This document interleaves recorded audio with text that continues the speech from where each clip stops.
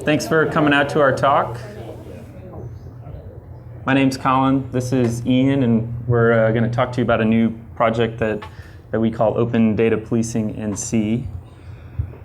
We're going to divide this talk into two sections. Ian, who's an attorney for the Southern Coalition for Social Justice and whose idea this project was and the vision behind it, is going to talk about the policy side, the open data law, and then who would actually use it, from police departments to public defenders.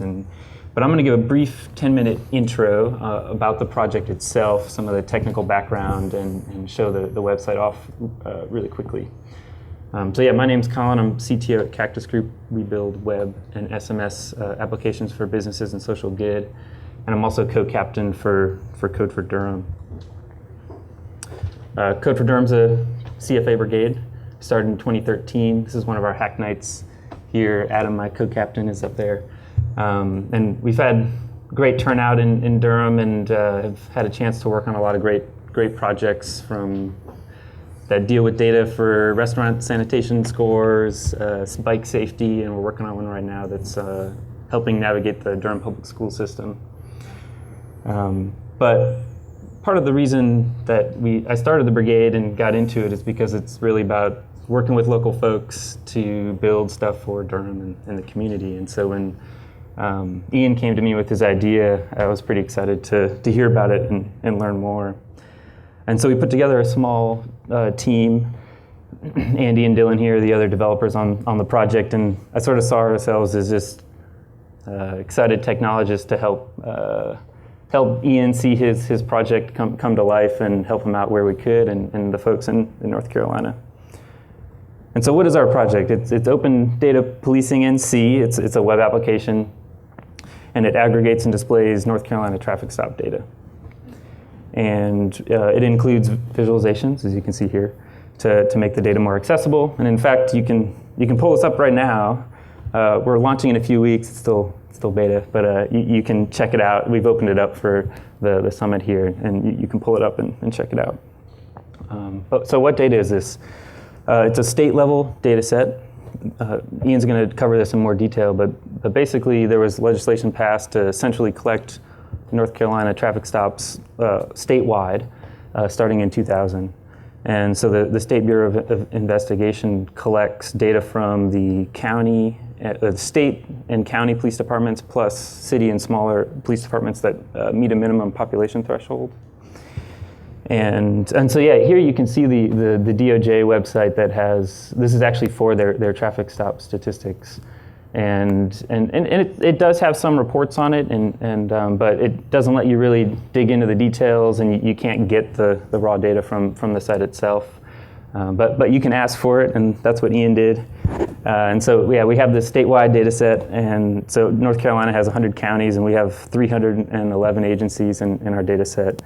So that's like the State Highway Patrol to Durham County Police Department to like UNC Chapel Hill University Police Department. We have over 18 million stops since around like 2000, and nearly half of those are from the State Highway Patrol. And if you look at the top 10, the 10 that have the largest, the most stops, which include the biggest cities like Greensboro, Raleigh, and Charlotte, they make up for about 70% of all the stops. So the remaining 300 agencies are left in the 30% there. So quick look at our data set. We have stops, people, and searches. Stops have a purpose, so maybe it was for a speed limit violation or a seatbelt violation, and an action taken, which could be maybe they just got a warning or they issued a citation. And we also have the agency of the officer and an ID of the officer. It's just like a number, an internal ID that they use. We don't have any names or anything in our data set, and the date that it happened. Every stop has an associated person, which could be the driver or the passenger, and some demographic information, age, gender, race, ethnicity. And then if the stop led to a search, we also have some information around that too, which including like whether or not they gave consent or maybe there was a search warrant involved. And so when we had this data, we were thinking about how it should be displayed, and so we broke it into three main features. Basically an agency and an officer summary page, which are kind of the same, they just slice the data a little bit differently. and then a search feature that we call Find a Stop. So I'm going to show a few quick graphs here as examples, and then when Ian comes up to talk, we can actually dig into the stories behind particular ones, which is fun to do. And but so yeah, here's our stop data graph, and it shows you over time there on the right the distribution of stops per year by race. Right now I only have white and black turned on, and you can see those projected out over time there. And we're starting to include census data as a reference for demographic information, which isn't shown. It's right above this usually, and the ability to switch between race and ethnicity, which is also a feature on there that you can't see right here. But if you want to see the data behind this, you can click the little data tab right there, and you get the actual numbers behind the graph, so you can see what created that graph. From there, we go on to departmental search rate. This is the percentage of stops that led to searches by race, and in this case, you can see it's sort of like trending down. But there is a difference between white and black throughout the whole graph there. But if you just look at searches themselves, like for all the searches that happen per year, you can see the distribution stands out a little bit more. Here you can see of all the searches in like 2008, 70% of those were black, while around 25 were white. And if you take it one step further, you can look at all of the searches and group them by the stop cause. And so in this case, you would say say somebody got stopped for a seatbelt violation and they were black, they're 110% more likely to have that than if you were white. So it's like this graph usually shows this kind of big disparity in it, and we'll show a little bit more about that in a second. The other feature is the search feature I mentioned. You can come in and add in your police department and various criteria to search by. Here we filtered in Durham in 2013 and on, and you can drill into the data and like look at the officer ID, the officer summary and the agency summaries from there. So quickly, I'm going to talk a little bit about the technical side for those who are interested.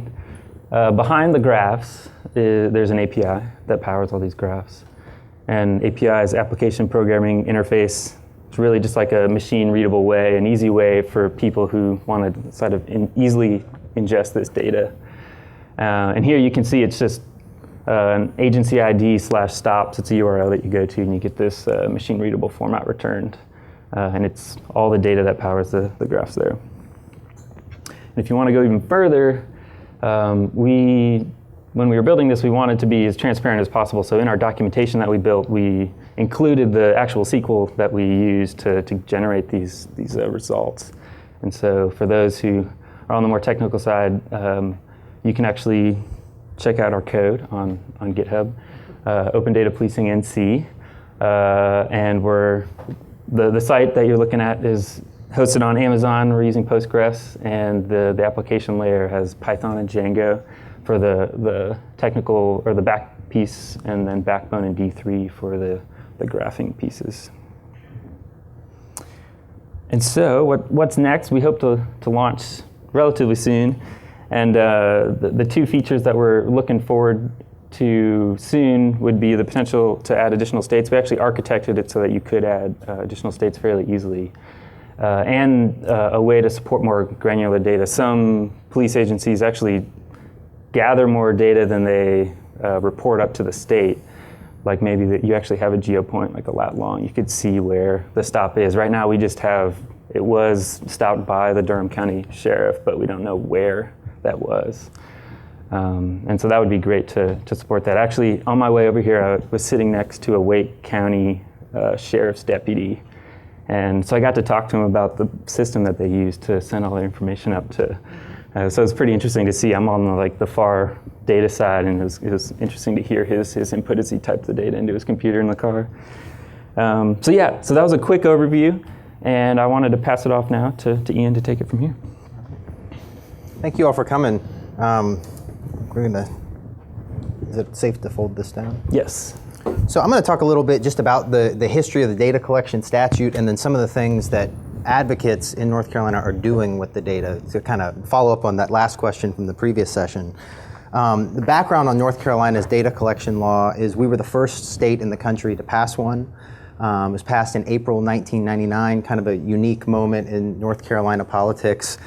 It grew out of a scandal and some reporting that was done about a drug task force in Cumberland County.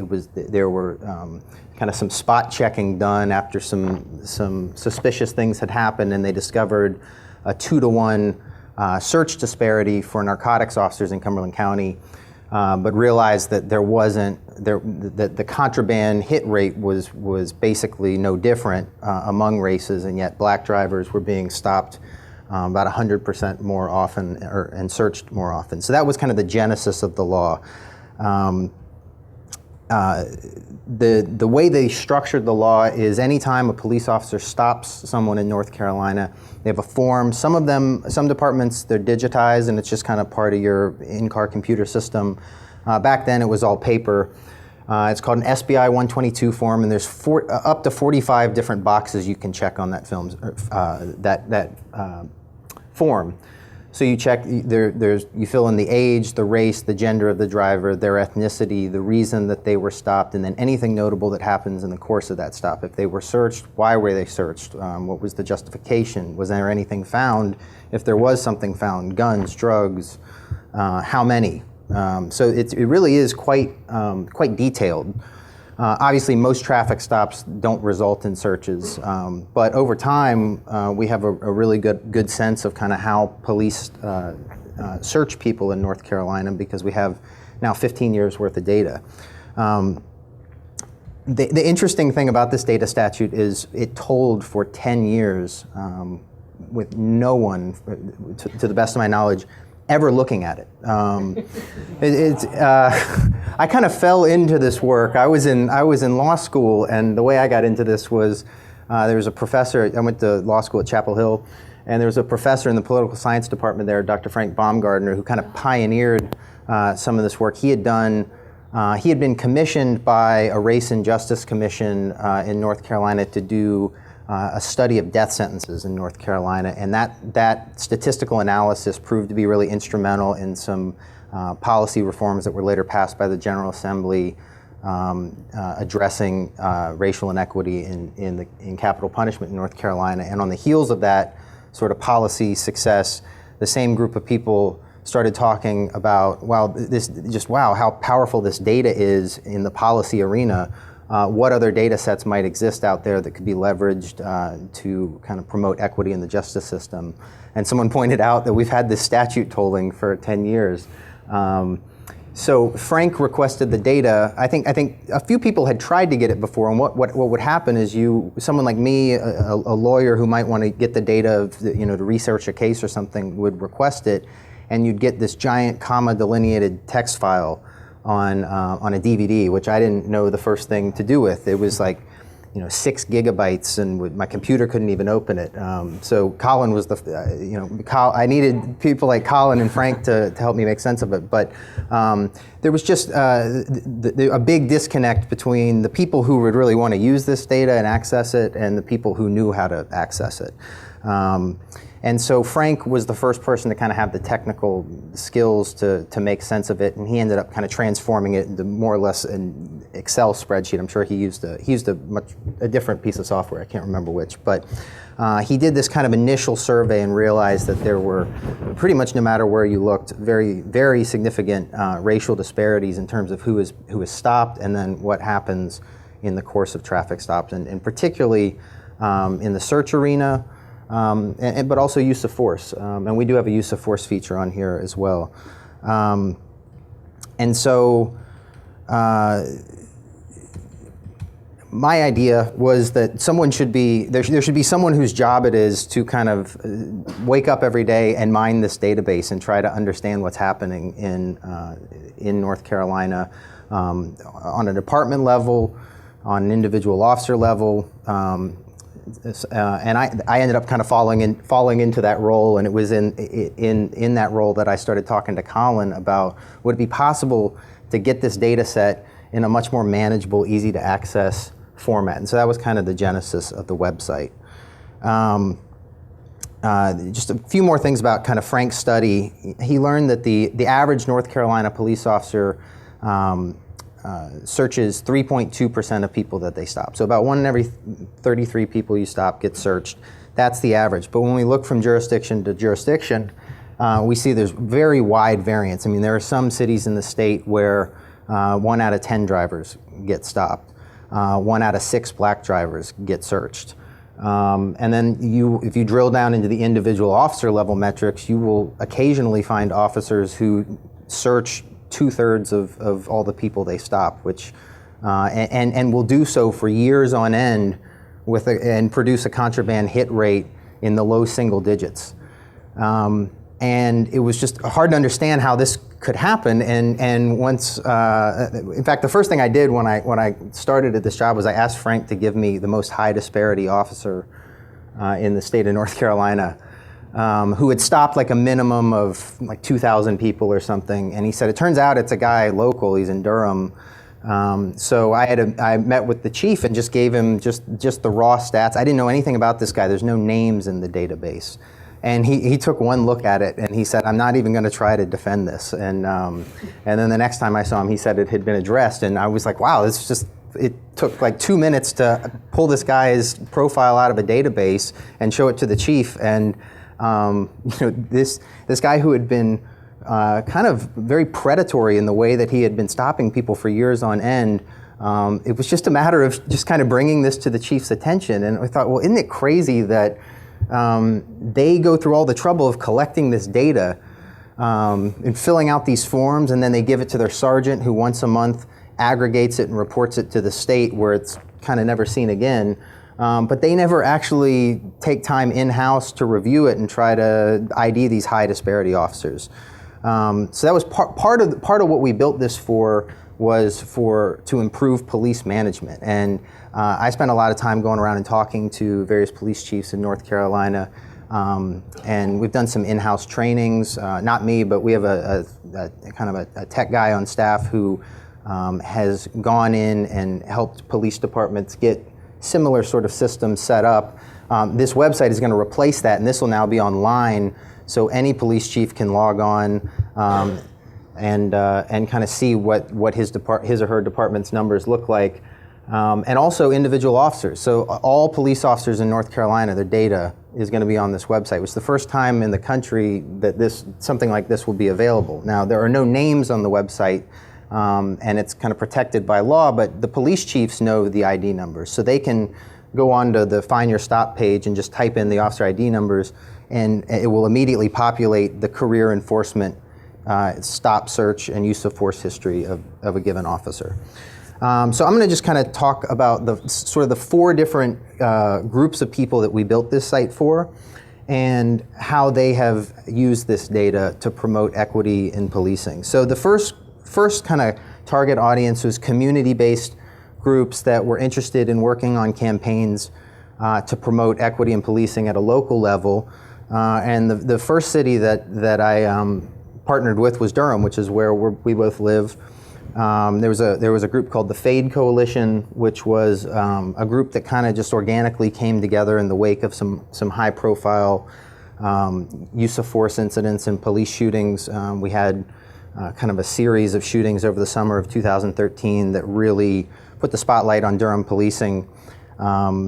And so that led to a partnership between my office, which kind of then began providing data support for these folks who were coming forward and telling their stories of problematic encounters with the police. And so the campaign was kind of structured where initially we would just go to City Hall and just kind of line up behind the microphone at a public comment, and we would have someone from the community talk about kind of a very harrowing encounter they had, and then we would have another person stand up and kind of talk a little bit about the empirical support for these concerns. And eventually that led to the mayor of Durham calling for a formal investigation on the basis of the data. He said, I'm really concerned by some of these numbers that I keep hearing, and I want to have the city formally look into it. So we had a 7-month series of hearings on racial profiling in Durham and whether or not the Durham Police Department was racially profiling African American motorists. And And it was kind of like a mini trial, it was quasi-judicial. So the kind of the community advocates put on their case, and then the police would rebut, and we went back and forth for 7 months. And at the end, it resulted in a formal finding of racial profiling by the city's Human Relations Commission, which then undertook to study kind of what can be done about this. How can we fix this? And ultimately, they settled on a series of policy responses, one of which was a citywide mandatory written consent to search policy. Because one of the things we learned in the data when we started scrutinizing it was that about 2/3 or 70% of all the searches were being reported as consensual searches, meaning that the officers were claiming to have received verbal permission for someone to commit a search, but we were constantly getting calls from people who would say, I did not consent, I was just ordered out of the car, and then it got written up as a consent search. And with that policy, we've seen a 50% drop in consent searches citywide, bringing Durham much more like in line with the statewide averages. So that's been a positive development. There were a number of policy reforms that were instituted. We also did some data analysis on just low-level drug arrests. Durham is 42% white, 41% black, and yet 9 out of 10 drug arrests involve African Americans. And so that led to some changes locally about the way we deal with low-level drug offenses. And so we just started to realize this data is just really powerful. Like the New York Times did a front page story about this sort of campaign, and our city councilman Steve Schul was quoted as saying, "Without the data, none of this would have happened." And so when that story came out, we started getting just all sorts of inquiries from community groups around the state of North Carolina who wanted to see what their data looked like and how it measured up to other similarly sized jurisdictions around the state. And that was really the impetus for my initial conversations with Colin. And I never told Colin this, but I timed my approach. I knew that Colin was coming to the Code for America conference 2 years ago, and so I waited until he got back when he was kind of in the right frame of mind, and asked him if he would grab coffee with me. And he said, it's funny, I was just at this conference. So anyway, that was kind of the genesis of why we wanted to build the site, because I was fielding all these data requests every day, and I'm not a tech guy, and I didn't really understand it, and I was constantly having to lean on Dr. Baumgartner to do this analysis for me. And Colin had the technical know-how to kind of translate this comma delineated text file into this website, which has just been incredible. And ever since that, there have been a number of other community groups, Chapel Hill, Carrboro, and Roanoke Rapids, and Greenville, North Carolina, and a few other communities have used this data as kind of like the centerpiece in local police reform campaigns and as a means to start dialogue with their local city councils and get some really meaningful policy reforms in place. Second application, the second sort of audience that we built this for were criminal defense lawyers. So as I said, the data collection law makes anonymous the identities of individual officers. So the correlation between name and number can only be made public via a court order. However, using the data, you can kind of work backwards. I mean, if you are stopped. So if you're stopped, imagine we're in North Carolina today and you leave this conference, you get pulled over by the police.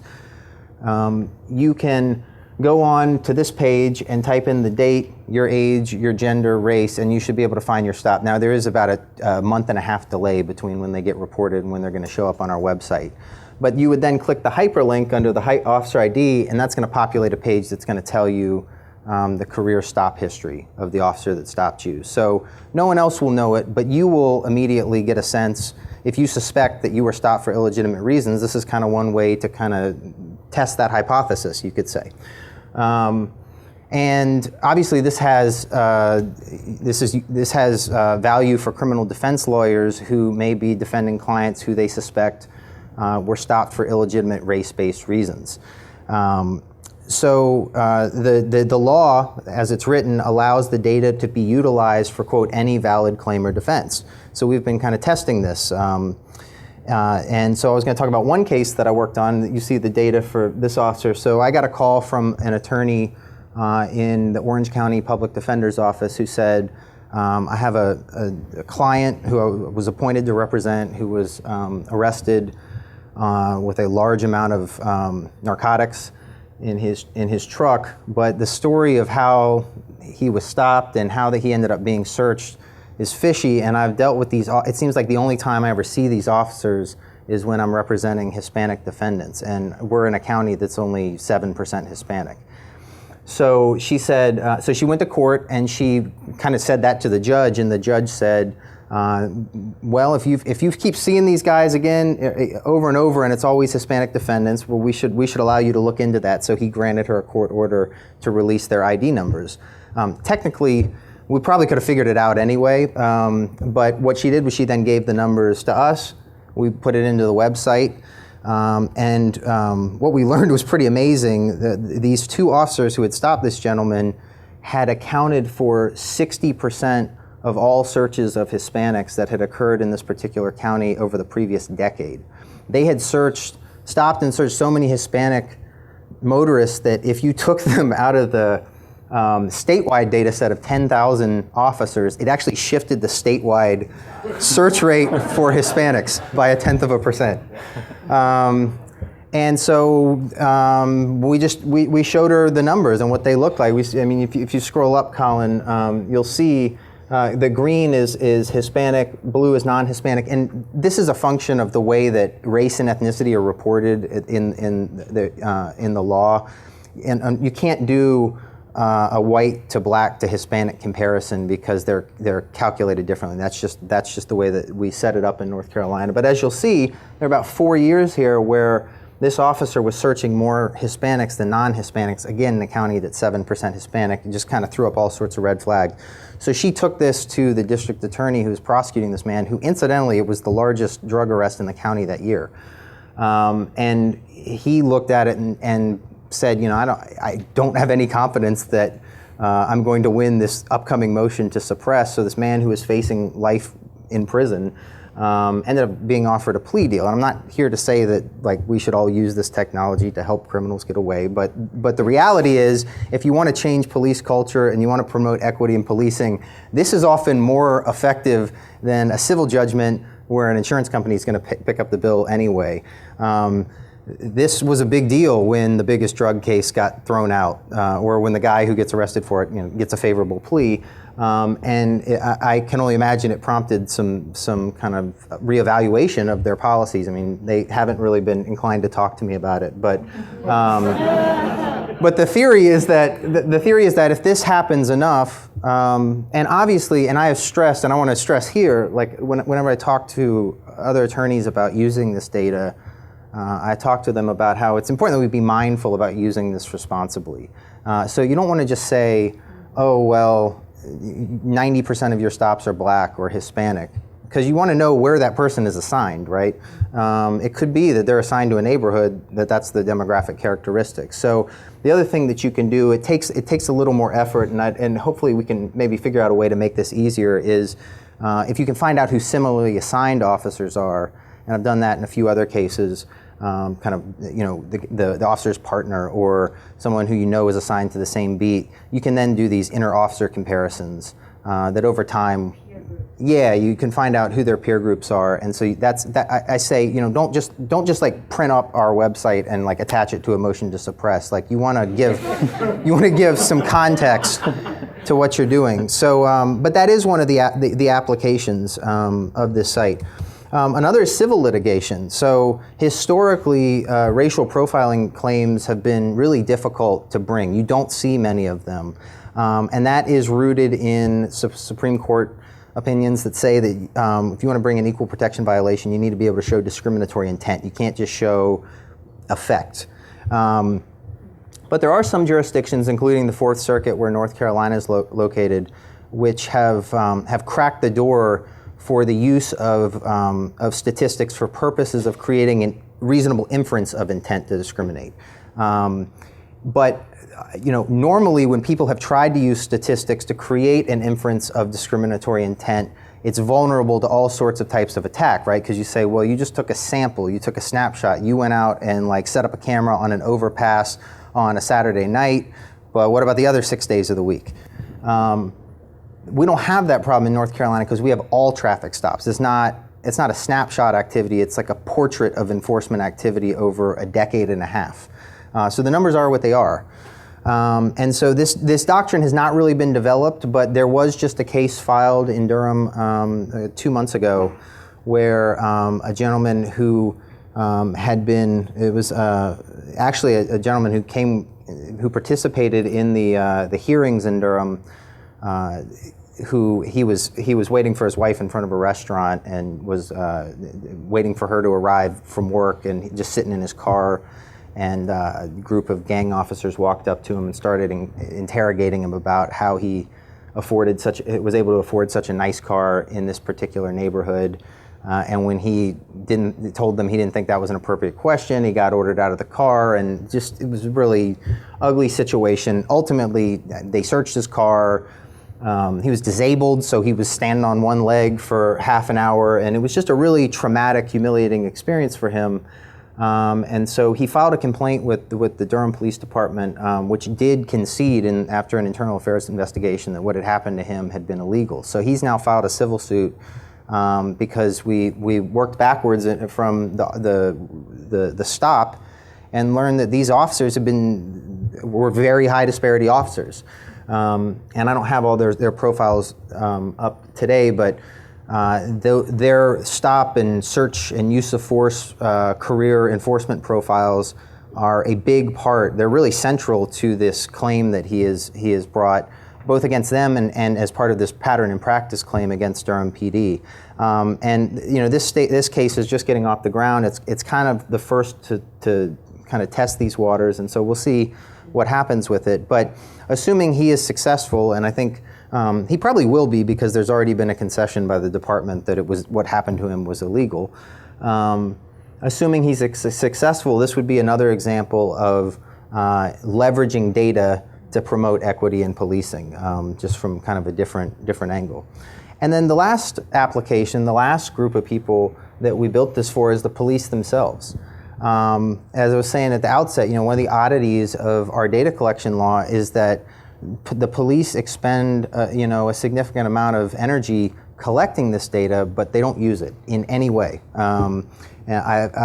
Before 2013, you could not find a police chief in North Carolina who had ever looked at his own data. They just basically would assign one officer in the department to once a month go collect everyone else's forms, put them in an envelope, or I'm sure that it's probably digital, but they would transmit it to the state.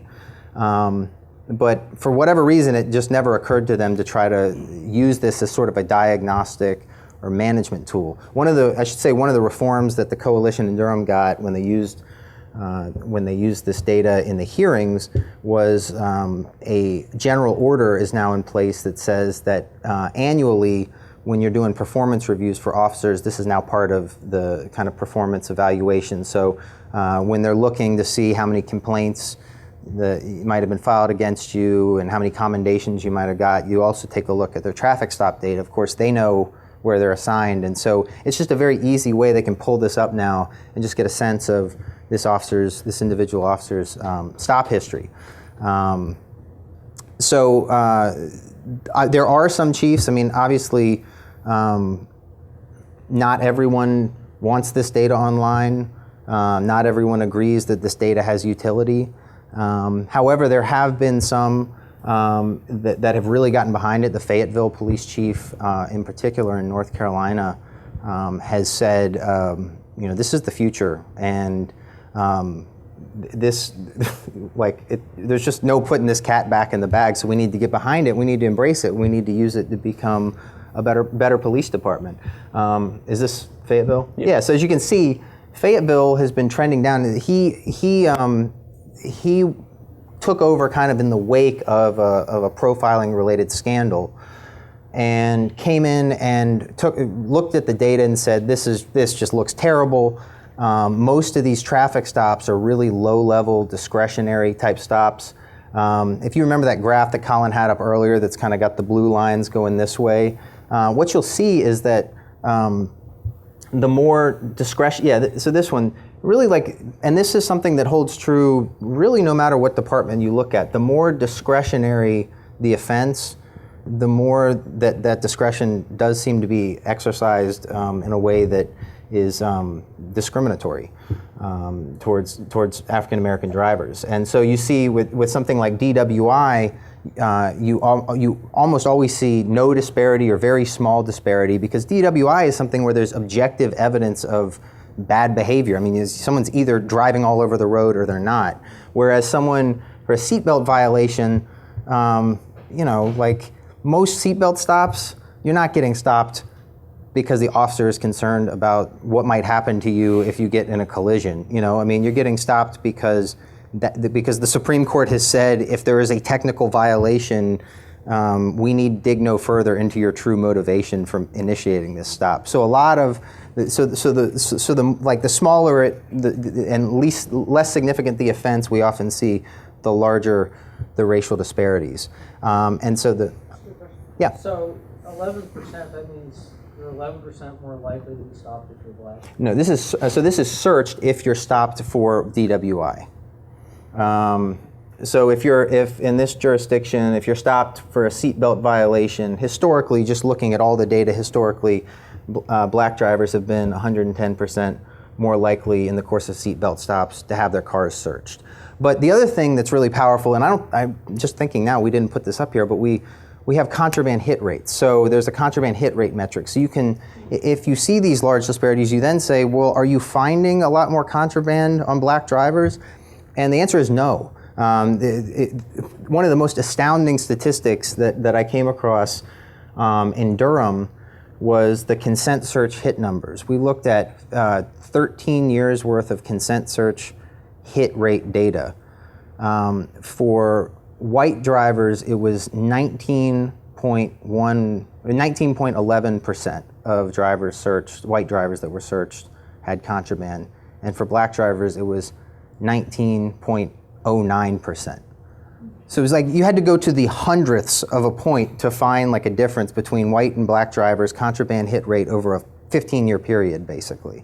And yet, black drivers were 4 out of 5 drivers being subjected to consent searches. And that was really kind of the clincher in Durham for the written consent policy. It was just like, there's no way to justify these differential search rates when we have 15 years worth of data showing that it wasn't productive. Yeah. So I noticed on here, and see if I'm remembering correctly, I noticed that you don't have a Hispanic Latino population. Are you using the NIBR's definition of race? Because I noticed because in my NIBR people, isn't the Hispanic, it actually falls underneath white? Am I remembering that right? So I'm wondering where that is. So there's 2 different boxes. Like I was saying earlier, we just kind of have to go with the definitions that they give us. And so race and ethnicity are, as I understand it, technically different things. So you have... You don't capture ethnicity with UCR and NIBR's, correct?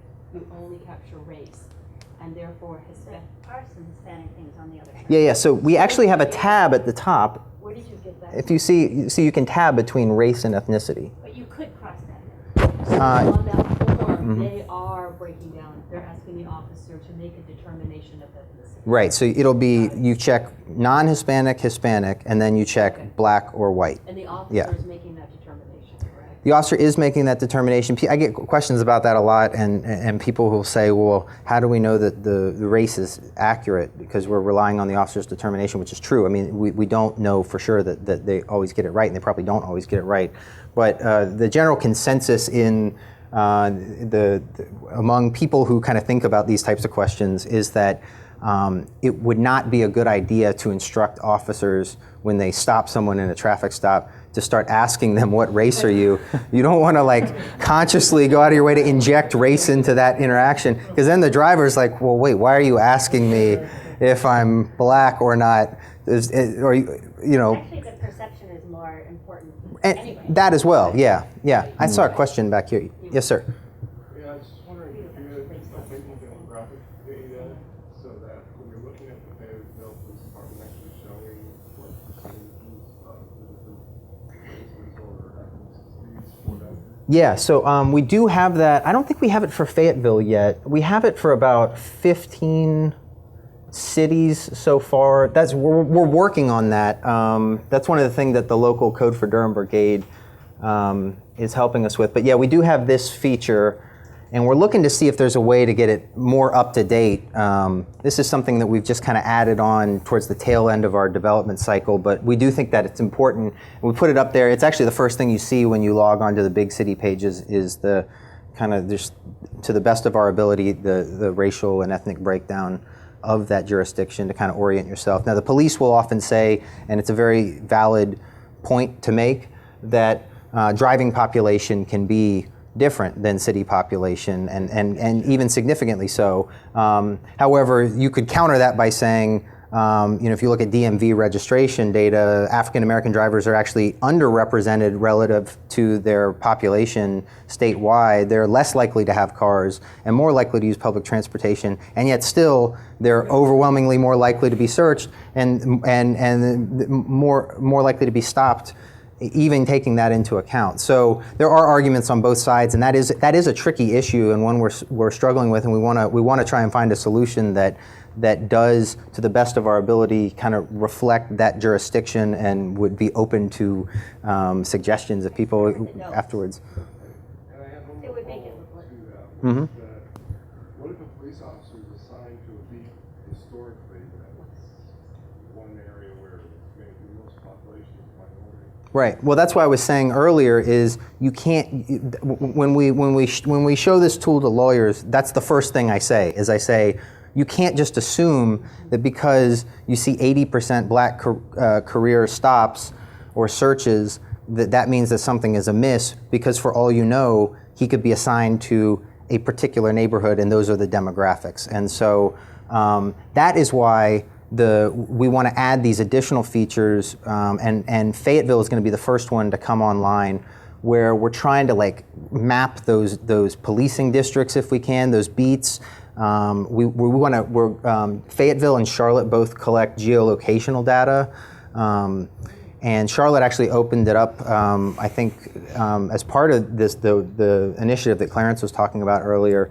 So that's kind of hopefully where we're heading with this, is we'll be able to start mapping these. You'll log on, you'll see a map of Durham that hopefully you can zoom in on. It might be like some sort of heat map or something. We'll have them plotted. We're still kind of working this through. This is all kind of, we did this with no funding, kind of on the fly, with just the four of us meeting in coffee shops. But we're currently seeking funding, by the way, if anyone does want to help us add these additional features, because I can only lean on Colin so much.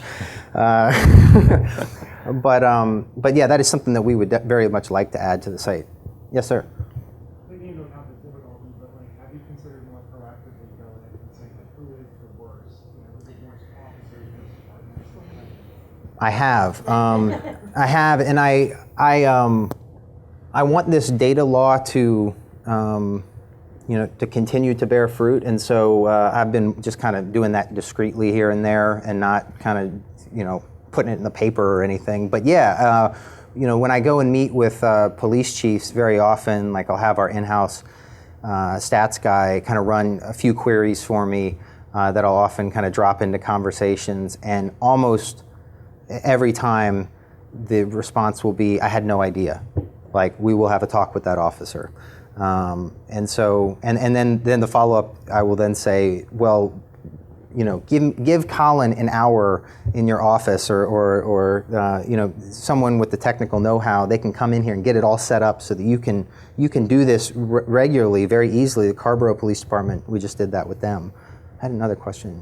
Yes, ma'am. I have a question about the population data versus traffic stops. Do you ever, how do you account for the fact that drivers might not necessarily accurately reflect the actual population in a given residential area? I run into that problem. I'm a reporter, and when I report on traffic stops and looking at racial disparity, that's a point that comes up a lot. Mm-hmm.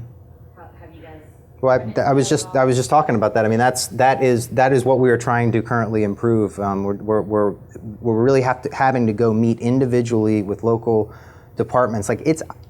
There's nowhere that I'm aware of that you can just get online and get police beats like mapped out. I guess some departments probably do it like District 1, 2, 3, but a lot of times that's not like publicly available, at least in North Carolina in my experience. And so I have been starting to have those conversations because I am concerned about that, and I want to kind of improve the metrics on population.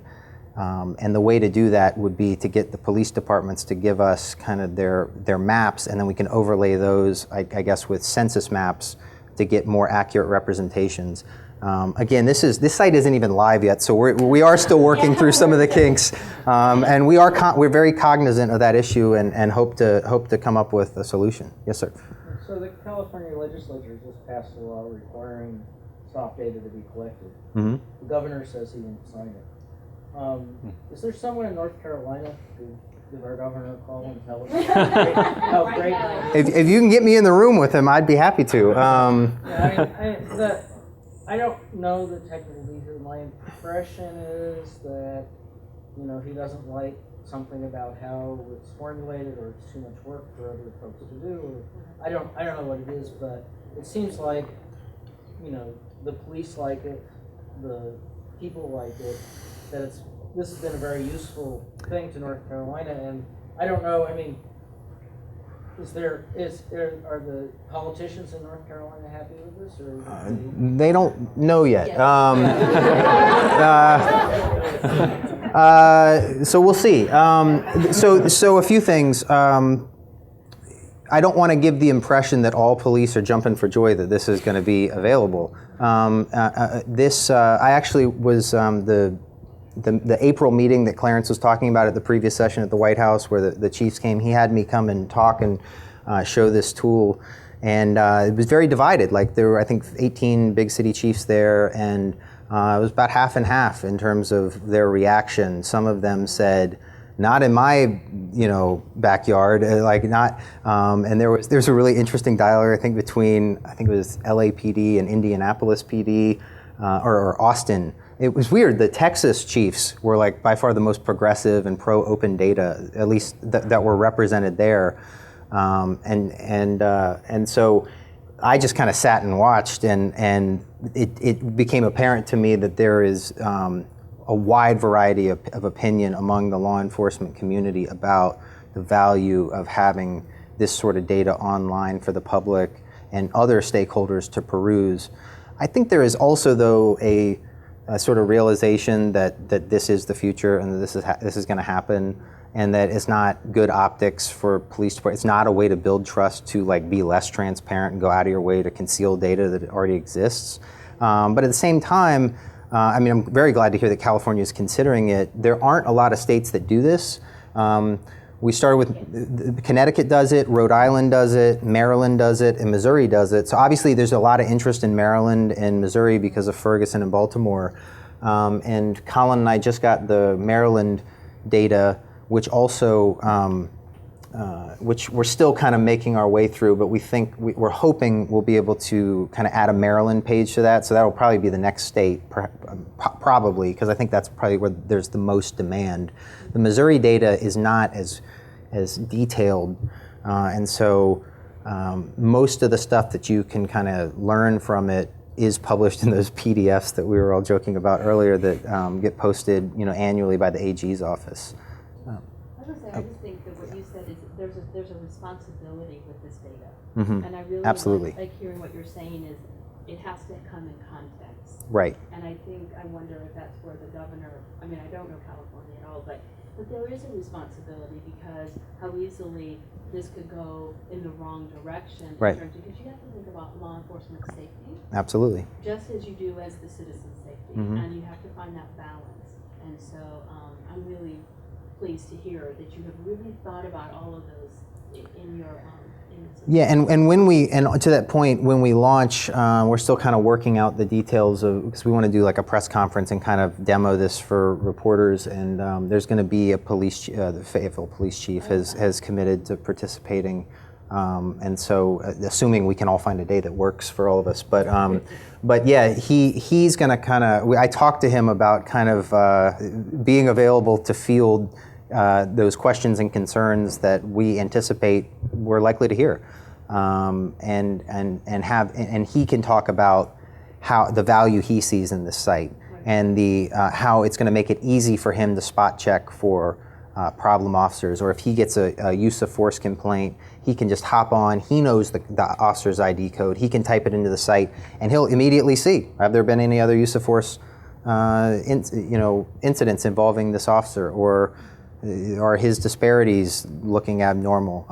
And he doesn't have to now go rely on his subordinates and bring all these different people in the department together to try to crunch the numbers. It's all just right there for anyone to look up.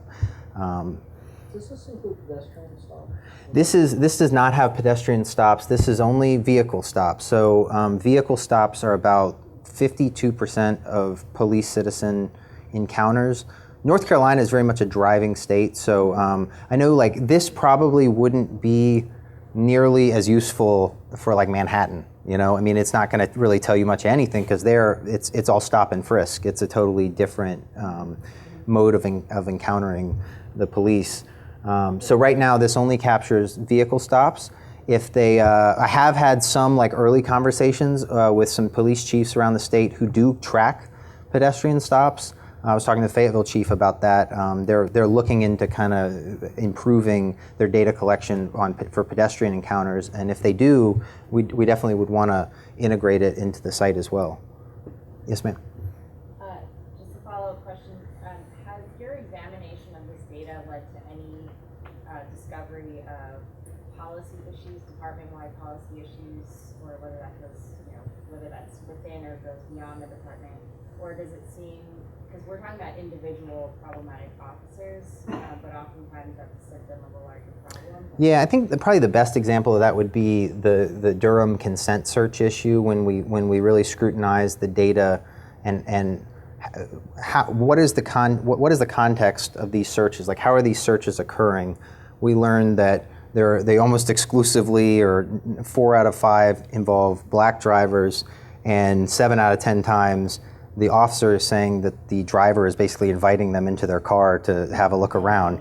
And that just did not square with the hundreds of people who turned out at City Hall for these hearings to line up behind the microphone to tell their stories. And then, so what we did was we then said, well, let's go see, so Fayetteville and Greensboro and Winston-Salem, we're all about 250,000 people each. We have plus or minus, 5 or 10% the same racial demographics.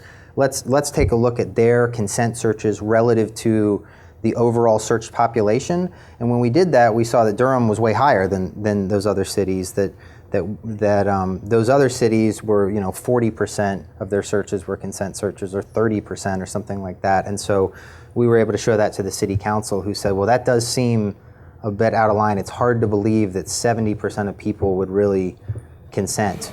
And so that's probably one of the better examples thus far. I mean, this is all the stuff I've talked about today has been like stuff that has happened in the last 12 months. So it's all very new.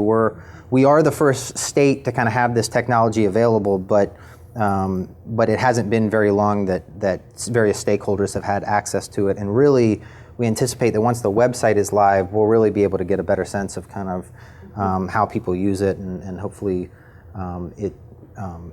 yes, sir. When you're looking at the officer behavior that's resulting in this way of disparity, has anybody looked at how the race of the officer factors into this? I'm just curious if it looks exactly the same. Yeah, it's a really interesting question, and one I'm very curious about. But there's no way in the data set as it's collected now, unfortunately, to kind of test that or evaluate that, because there's no way to tell what the race of any officer is in the database. So the answer, unfortunately, is no. There's another. Yes, sir.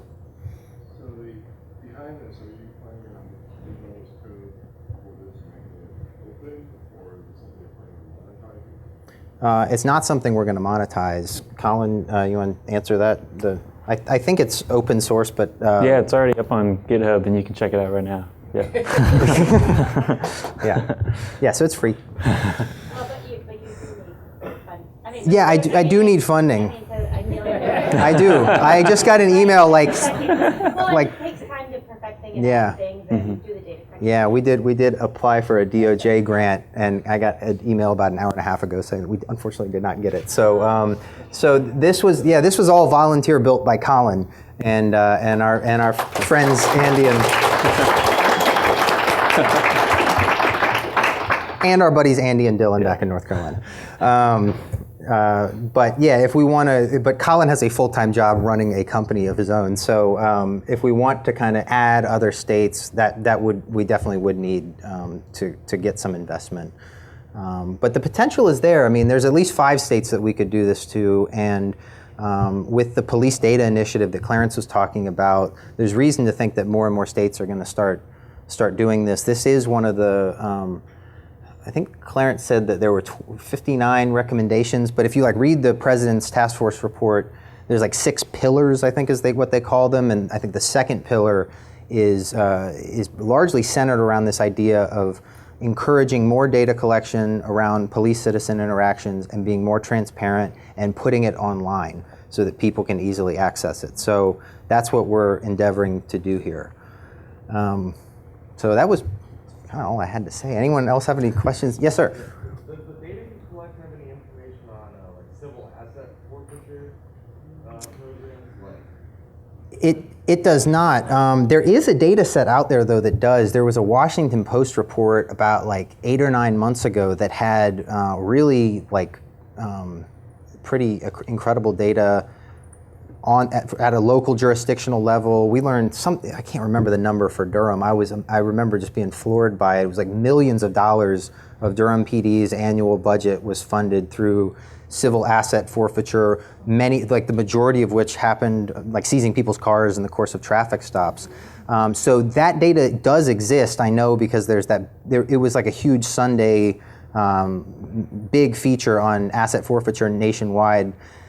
So I do know it exists. It's just kind of not my kind of wheelhouse, so I don't know a whole lot about it. I saw another question. Oh, yes, ma'am. Just that I have been talking to the folks that's doing the Connecticut preventing racial profiling work. I've been in touch with them at another university. So, and they have, there's a state mandated, the data is open. And as part of it, they also are doing some analytic reports that are coming out, and they're big PDFs, but they're good analytics buried in there, and public forums around this too. That's part of the legislation, so it's not just the open data. They mandated the engagement as well as the data release. So anyway, it should be interesting to I actually compare notes. I've talked to folks in Maryland and Rhode Island about their kind of similar laws to North Carolina. I don't have any Connecticut connection, so please do. I'd love to talk to them.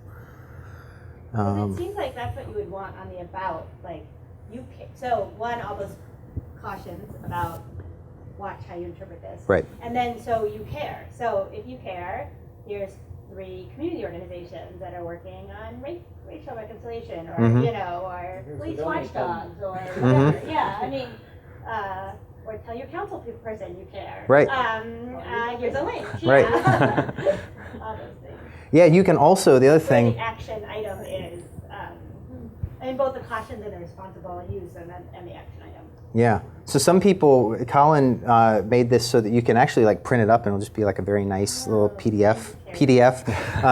And you can just attach it in an email to your city councilman and say, I'm concerned about these numbers. We're trying to just make it as easy as possible. But going back to your question, I would love to be in touch with them. That's it. Thank you.